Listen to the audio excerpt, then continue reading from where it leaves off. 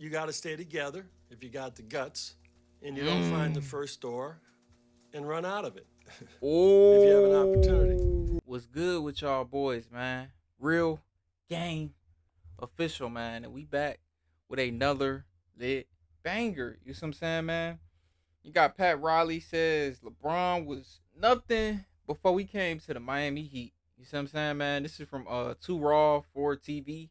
Shout out to 2 Raw 4 TV, man. He one of them ones when it comes to the talking about the sports stuff. You see what I'm saying? Think he come from like Ticket TV and so salute to all of them. But we gonna be watching his take on what Pat Riley said, man. So let's get into this video. What's up, YouTube? This is 2 Raw 4 TV. All right, before I get into this video, shout out to the brother Gizmo for the donation to the channel via the Cash App. I saw your video request, and I'll talk about that situation very early tomorrow on YouTube. So salute to you for bringing attention to a very serious situation going on with some people.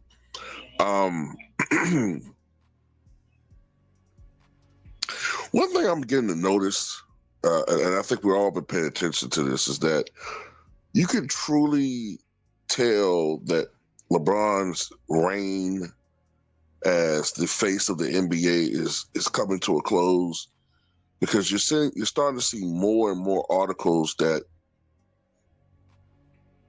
are becoming, at the very least, more objective in their commentary about LeBron. Whereas before, because he was such a cash cow in so many ways, and being the de facto face of the league, you know, the NBA doesn't want to tarnish his product, you know, it's supposed star. So, you know, you saw this machine that was protecting him 24/7, constantly praising him, and unfortunately creating this cult that we have to deal with on a daily basis. But now we're starting to see articles and interviews where some people are voicing their true feelings about LeBron. And not necessarily always they gotta be hating on him, but it's a more fair and balanced critique of him. So Pat Riley, who we all know is, I think he's the president of basketball operations for the Let me say Miami this Heat. real quick though. I feel like the NBA and the media is allowing it now. They're allowing it, like, more people to be honest, speak out, and push the Bron like it's over for his time and running the league over with agenda is because he's not winning no more. For the past like 5 years, they've been getting kicked out of the first round every year. One time out of the 5 years, they made it to the Western Conference Finals, but they lost to the Nuggets. One time, out of the 5 years, the other four, they've been getting kicked out the first round. First round. So y'all really think about that. Y'all really think about that. Now, if he would have won another chip, it'd be different. It'd be way different. But the league figured, oh, his time up. He's older now. Father time done caught up with him. So now they're allowing the steroid allegations, the PED, all of that. And then everybody coming out with Bron not really like that. If he would have won, it would have been different. But he's not been like the league. He's not the league ain't beneficial to off of Bron. Like, they not getting no more money. Nobody really ain't nobody buying no Bron shoes like that no more. Last time I heard of somebody wearing Bron shoes when I was in like 9th or 10th grade. So y'all got to think about all of that. Y'all got to put all of that in mind. He ain't won since the bubble ring. So y'all think the NBA gonna keep pushing this Bron narrative, bro? and they not even eating off of it no more. And then the fans is fans of like the Ant-Man and Kyrie and them now, and Luka, Joker, Ja Morant. Like, that's the players I'm naming. Like, the fans go crazy over. So it's just his time is up, and the NBA ain't benefiting off him no more. That's how I feel about it. Y'all let me know what y'all feel about it. And a former coach of Miami Heat said in an interview a little while ago that as great as LeBron James is, right? He said he was nothing before he joined the Miami Heat. And I'm paraphrasing a little bit, but basically he said before Facts, though. LeBron arrived in Miami, he was banging his head against the wall, and he couldn't figure it out. He couldn't figure out how to win. Putting up numbers, but it wasn't translating to actual winning. Yep. And basically, it was the Miami Heat that showed LeBron James the blueprint for winning basketball and for winning series and for winning games when it counts in the postseason. Yep. And I think that's 100% correct. You know, the first year that team got together, they were the prohibitive favorites to win a championship. You know, we all remember the much ballyhooed decision, spectacle that aired on ESPN, and when the team was announced, when they made a debut, I should say, on that stage, and LeBron promised not one, not two, not three, not four. The expectations were that they were going to be one of the great dynasties in the history of the NBA. And while they did win 2 championships,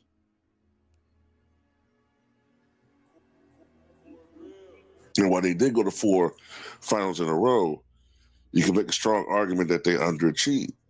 But one of the things that I like is that Pat Riley is putting it out there like it is. Like, look, we showed this guy how to win. Because before, he was losing. He was losing to the Boston Celtics. He was losing to the Orlando Magic. He could not keep up his end of the bargain as far as making it to the NBA Finals. Those 3 consecutive years that Kobe went to the finals. And, you know, those teams in particular, the Boston Celtics, made LeBron James quit on Cleveland. That just made me think about something. Like, of course, the league, since the media been behind them, the machine been behind them, of course they was gonna let that happen, even though it really wasn't fair.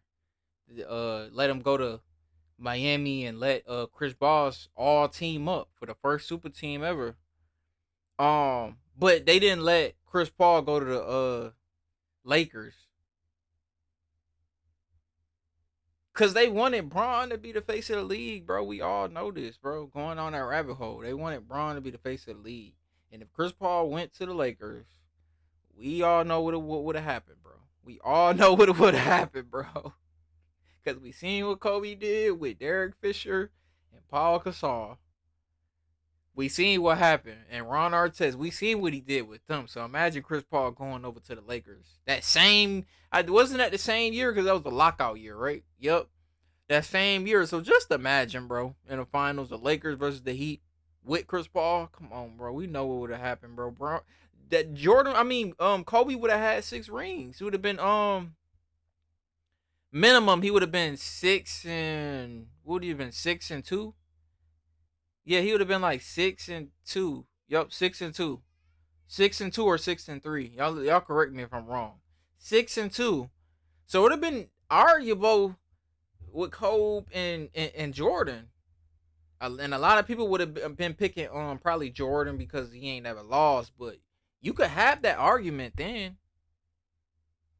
6 and 2 versus 6 and 0. You could have that argument. You can have an argument, man. And that takes away from one of his rings, because who's to say he wouldn't go he wouldn't go 7 and 2. He would have won that. They would have two-peated. You see what I'm saying? At that point, matter of fact, it would have been a four. Wait, no, it would have been a three-peat because they won in 2010. They would have won in. Nah, I'm tweaking, y'all. That would have been a 1, 2, 3. That would have been a four-peat. They would have won in 2011 and 2012 with Chris Paul, the Lakers. Yup, that would have been a four-peat. So he'd have been 7-2 to Jordan 6-0, and it would have been arguable because we all could see him play. We all could see Kobe play. It wasn't like no Wilt Chamberlain. He had more rings at that point than Jordan. So we would have been talking about that. With Bron wouldn't have never been in the conversation. He might have one or two once he went back to Cleveland. We probably would have had one, realistically, one ring. I don't really count the bubble. But that really, like, if y'all think about it like that, that really, like, switches a whole lot of stuff, bro. So I kind of see why the NBA ain't let that happen. I just had to say that, though. You know? Now, one of the things that I always get irritated at is you even start to hear certain revisionist history from some of these dudes who just getting paid to talk. They'll say stuff like, well, LeBron never played with a prime version of Wade. They make it seem like Wade and Bosh, right, who were in the same draft with LeBron, mind you, somehow they were no longer in their primes. They were role players, not very good. Not as good as they were just before LeBron played with them. And, as a consequence of that, LeBron had to take on the responsibility, the mantle of being a leader, et cetera, et cetera. When in reality, LeBron couldn't make those adjustments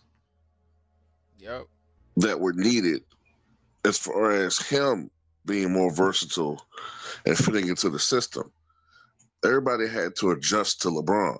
And they blamed it on Wade had to learn to play off ball. Wade and Bosh had Bosh. to learn how to be more effective on the perimeter, defense-wise, scoring-wise. He had to completely augment his game for what it was with the Toronto Raptors. And he never got the props he should have for having augmented his game that much. You know what I'm saying?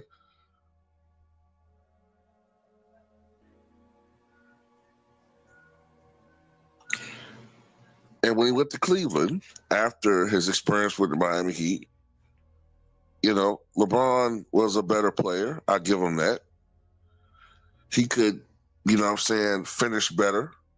And when I say finish better, I mean down a stretch of games. And, he was definitely a better player than he was during his first stint in Cleveland. Although I do feel like I think most of us would say, after his stint with the Cavaliers the second time, LeBron became more and more infatuated with putting up numbers and stats. But anyway, that's another argument for another day.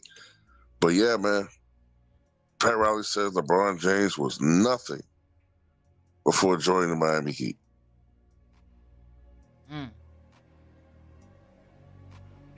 That's Pat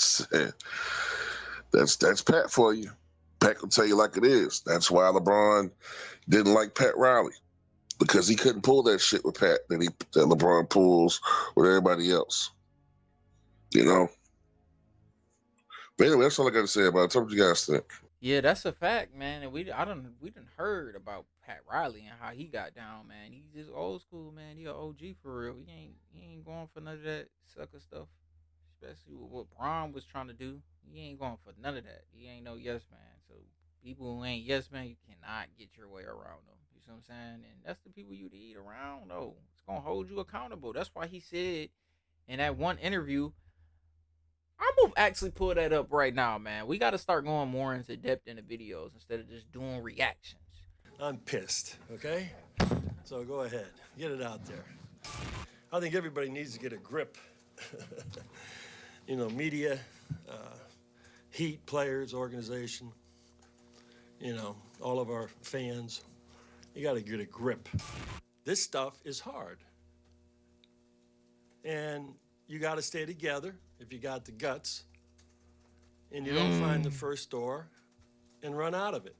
If you have an opportunity.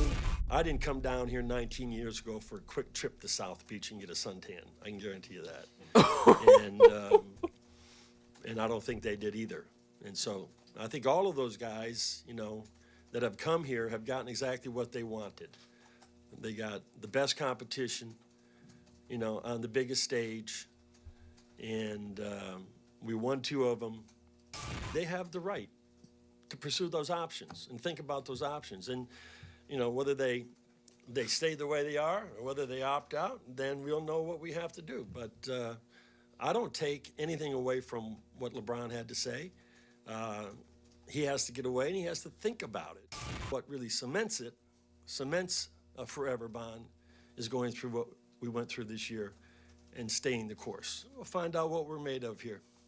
It's not about options. It's not about free agency. And we need to retool. We don't need to rebuild. We need to retool.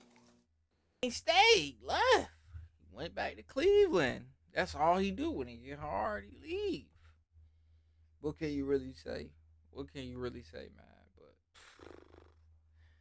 that's the end of the video, man. I hope y'all enjoyed it. If y'all did, make sure y'all like, share, subscribe if y'all do, man. To the next video, I'm out.